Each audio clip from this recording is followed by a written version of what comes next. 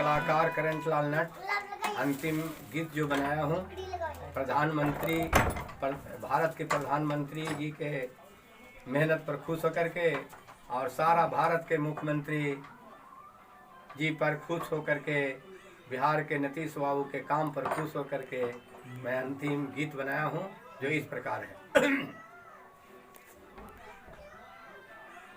बड़ी ले भाग से अइलन देशवा में प्रधानमंत्री रे जान।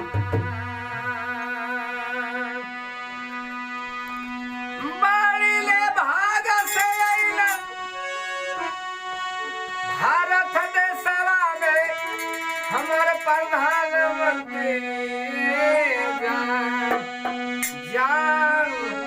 मोदी जी कैलन देशे देशे आला नवाज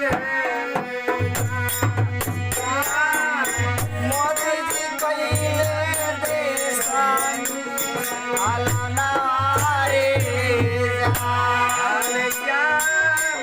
मोदी जी कैलन आला नवाज जान। मोदी जी कैले गावे गावे आला नवारे जान। मोदी जी कैलन आला नवाज जान। मोदी जी कैले गावे गावे आला नवारे जान।